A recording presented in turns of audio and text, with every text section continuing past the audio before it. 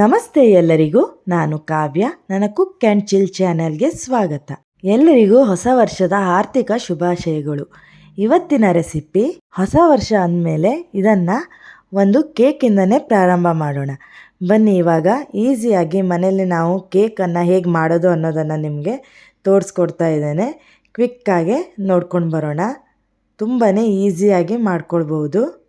ಮೊದಲು ನಾನಿಲ್ಲೊಂದು ಕೇಕ್ ಮೋಲ್ಡನ್ನು ತಗೊಂಡಿದ್ದೇನೆ. ನೀವು ಕೇಕನ್ನು ಯಾವ ಪಾತ್ರೆಯಲ್ಲಿ ಮಾಡ್ತೀರೋ ಆ ಪಾತ್ರೆಗೆ ಸ್ವಲ್ಪ ಈ ರೀತಿ ಬೆಣ್ಣೆನ ಹಚ್ಚಿ ಅದ್ರ ಮೇಲೆ ಒಂದು ಬಟರ್ ಪೇಪರನ್ನು ಈ ರೀತಿ ನಾನು ಇಟ್ಕೊಳ್ತಾ ಇದ್ದೇನೆ. ಇದರಿಂದ ನಮ್ಮ ಕೇಕ್ ಎಲ್ಲೂ ಕೂಡ ಅಂಟ್ಕೊಳ್ಳಲ್ಲ, ತುಂಬಾ ಈಸಿಯಾಗಿ ತೆಗಿಬೋದು. ಅದ್ರ ಮೇಲೂ ಸ್ವಲ್ಪ ನಾನು ಇದೇ ರೀತಿ ಬೆಣ್ಣೆನ ಹಚ್ಚಿ ಇದನ್ನು ಇವಾಗ ರೆಡಿ ಮಾಡ್ಕೊಂಡಿದ್ದೇನೆ.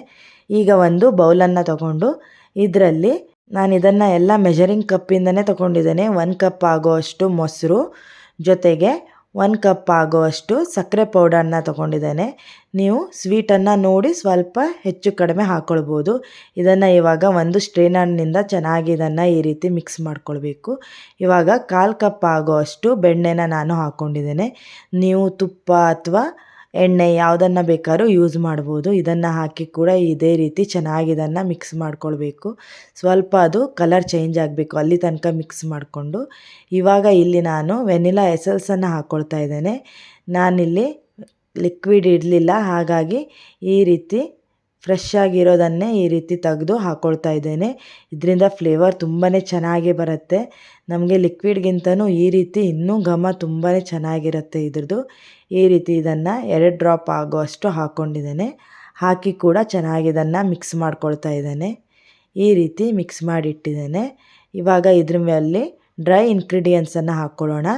1 ಕಪ್ ಆಗೋವಷ್ಟು ಮೈದಾ ಹಿಟ್ಟನ್ನು ತೊಗೊಂಡಿದ್ದೇನೆ. ಜೊತೆಗೆ 1/4 ಕಪ್ ಆಗೋವಷ್ಟು ಅಂದರೆ 2 ಟೀ ಸ್ಪೂನ್ ಆಗೋವಷ್ಟು ಹಾಲಿನ ಪೌಡರು, 1 ಕಪ್ ಆಗೋವಷ್ಟು ಕೋಕೋ ಪೌಡರನ್ನು ತೊಗೊಂಡಿದ್ದೇನೆ. ಇದ್ರ ಜೊತೆ ಚಿಕ್ಕ ಸ್ಪೂನಲ್ಲಿ 1 ಟೀ ಸ್ಪೂನ್ ಆಗೋವಷ್ಟು ಬೇಕಿಂಗ್ ಪೌಡರು, ಅರ್ಧ ಟೀ ಸ್ಪೂನ್ ಆಗೋವಷ್ಟು ಬೇಕಿಂಗ್ ಸೋಡಾನ ಹಾಕ್ಕೊಂಡಿದ್ದೇನೆ. ಎಲ್ಲನೂ ಈ ರೀತಿ ಚೆನ್ನಾಗಿ ಇದನ್ನು ಗಾಳಿಸ್ಕೊಳ್ಬೇಕು. ಇವಾಗ ನೋಡಿ, ನಮ್ಮದು ವೆಟ್ ಆ್ಯಂಡ್ ಡ್ರೈ ಇಂಗ್ರೀಡಿಯೆಂಟ್ಸ್ ಕೂಡ ರೆಡಿಯಾಗಿದೆ. ಇದನ್ನು ಚೆನ್ನಾಗಿ ಈ ರೀತಿ ಒಂದು ಸಲ ಮಿಕ್ಸ್ ಮಾಡ್ಕೊಳ್ತಾ ಇದ್ದೇನೆ.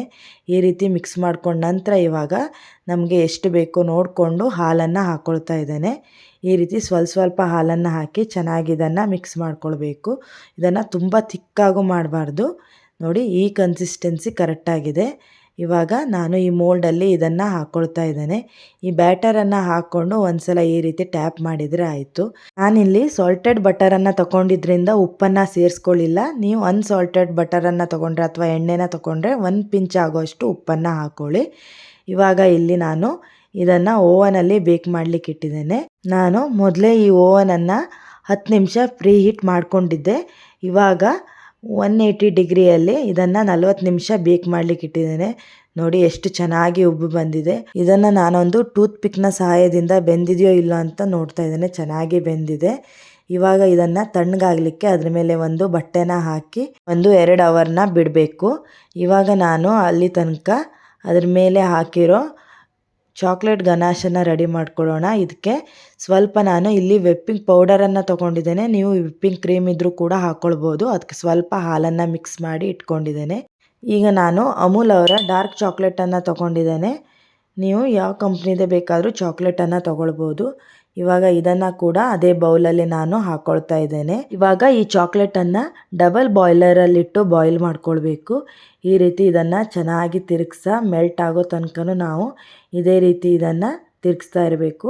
ಇದರಲ್ಲಿ ನಾನು ಒಂದು ಬಟರ್ ಕ್ಯೂಬನ್ನು ಕೂಡ ಹಾಕ್ಕೊಂಡಿದ್ದೇನೆ. ಅದರಿಂದ ಶೈನಿಂಗ್ ತುಂಬಾ ಚೆನ್ನಾಗಿರುತ್ತೆ ಹಾಗೂ ಇದು ಬೇಗನೆ ಈ ರೀತಿ ಮೆಲ್ಟ್ ಆಗುತ್ತೆ. ನೋಡಿ, ಅದು ಸ್ವಲ್ಪ ತಣ್ಣಗಾಗ್ಲಿಕ್ಕೆ ಇಡೋಣ. ಅಲ್ಲಿ ತನಕ ನಮ್ಮದು ಇಲ್ಲಿ ಕೇಕ್ ಬೇಸ್ ಕೂಡ ತುಂಬ ಚೆನ್ನಾಗಿ ತಣ್ಣಗಾಗಿದೆ.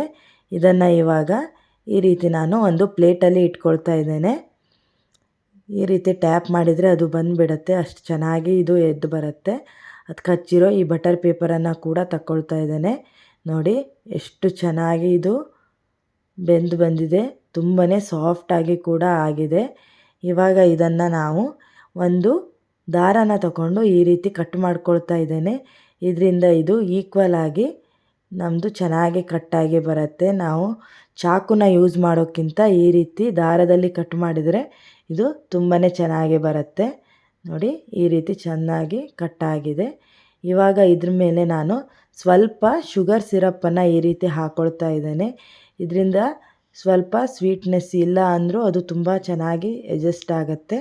ಹಾಗಾಗಿ ಸ್ವಲ್ಪ ಹಾಕಿ ಅದ್ರ ಮೇಲೆ ಇವಾಗ ನಾವು ಮಾಡಿಟ್ಟಂತಹ ಈ ಚಾಕ್ಲೇಟ್ ಗನಾಶನ್ನು ಈ ರೀತಿ ಒಂದು ಸಲ ಹಚ್ಕೊಳ್ತಾ ಇದ್ದೇನೆ. ಇದು ಒಂದು ಲೇಯರ್ ಈ ರೀತಿ ಹಚ್ಕೊಂಡು ಅದರ ಮೇಲೆ ಇವಾಗ ಈ ರೀತಿ ಇನ್ನೊಂದು ಲೇಯರನ್ನು ಇಟ್ಕೊಂಡು ಅದಕ್ಕೂ ಕೂಡ ಸ್ವಲ್ಪ ಶುಗರ್ ಸಿರಪನ್ನು ಇದೇ ರೀತಿ ಹಾಕ್ಕೊಳ್ತಾ ಇದ್ದೇನೆ.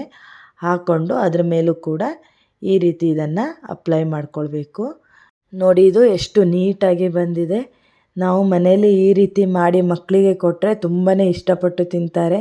ಇದು ಬೇಕ್ರಿ ಥರ ಫಿನಿಶಿಂಗ್ ಬರದೇ ಇದ್ದರೂ ಕೂಡ ನಾವು ಮನೆಯಲ್ಲೇ ಮಾಡಿದ್ದೇವೆ ಅನ್ನೋ ಸ್ಯಾಟಿಸ್ಫ್ಯಾಕ್ಷನ್ ಇರುತ್ತೆ. ಹಾಗೂ ಈ ನ್ಯೂ ಇಯರ್ಗೆ ನಿಮ್ಮ ಮನೆಯಲ್ಲೂ ಕೂಡ ಇದೇ ರೀತಿ ಕೇಕನ್ನು ಮಾಡಿ ನಿಮ್ಮ ಮಕ್ಕಳಿಗೂ ಕೊಡಿ, ತುಂಬಾ ಇಷ್ಟಪಟ್ಟು ತಿಂತಾರೆ. ಇವಾಗ ನಾನು ಇಲ್ಲಿ 4 ಕ್ಯೂಬ್ ಆಗೋ ಅಷ್ಟು ಬೆಣ್ಣೆನ ತೊಗೊಂಡಿದ್ದೇನೆ. ಇದಕ್ಕೆ ಸ್ವಲ್ಪ ಸಕ್ಕರೆ ಪೌಡರ್ನ ಹಾಕಿ ಈ ರೀತಿ ಚೆನ್ನಾಗಿ ಮಿಕ್ಸ್ ಮಾಡಿಕೊಂಡ್ರೆ ನಮ್ಮದು ಕ್ರೀಮ್ ಕೂಡ ರೆಡಿ ಆಗುತ್ತೆ. ಇನ್ಸ್ಟೆಂಟಾಗಿ ನಾವು ಮನೇಲಿ ಈಸಿಯಾಗಿ ಈ ಕ್ರೀಮನ್ನು ಮಾಡ್ಕೊಳ್ಬೋದು. ಇದರಲ್ಲಿ ಯಾವುದೇ ರೀತಿ ಸೈಡ್ ಎಫೆಕ್ಟ್ಸ್ ಕೂಡ ಇರಲ್ಲ. ನೋಡಿ ನಾವು ಇದಕ್ಕೆ ಯಾವುದೇ ರೀತಿ ಕಲರನ್ನು ಕೂಡ ಹಾಕಿಲ್ಲ, ಎಷ್ಟು ನೀಟಾಗಿ ಬಂದಿದೆ. ಅದ್ರ ಮೇಲೆ ನಾನು ಈ ರೀತಿ ಹಾಕಿ ಅದಕ್ಕೆ ಒಂದೊಂದು ಚೆರ್ರಿನ ಇಟ್ಟಿದ್ದೇನೆ ಅಷ್ಟೇ. ನೋಡಿ ಎಷ್ಟು ಕಲರ್ಫುಲ್ಲಾಗಿ ಕಾಣಿಸ್ತಾ ಇದೆ. ಹಾಗಾದರೆ ನಿಮ್ಗೆ ಏನಾದರೂ ಈ ರೆಸಿಪಿ ಇಷ್ಟವಾದರೆ ಪ್ಲೀಸ್ ಇದನ್ನು ನಿಮ್ಮ ಫ್ಯಾಮಿಲಿ ಫ್ರೆಂಡ್ ಜೊತೆ ಶೇರ್ ಮಾಡಿ, ಸಬ್ಸ್ಕ್ರೈಬ್ ಮಾಡ್ಕೊಳ್ಳಿ, ಕಮೆಂಟ್ ಕೂಡ ಮಾಡಿ. ಈ ನ್ಯೂ ಇಯರನ್ನು ಇನ್ನಷ್ಟು ಸ್ಪೆಷಲ್ಲಾಗಿ ಸೆಲೆಬ್ರೇಟ್ ಮಾಡಿ. ಈ ಹೊಸ ವರ್ಷ ಎಲ್ಲರಿಗೂ ಒಳ್ಳೆಯದಾಗಲಿ. Once again happy new year.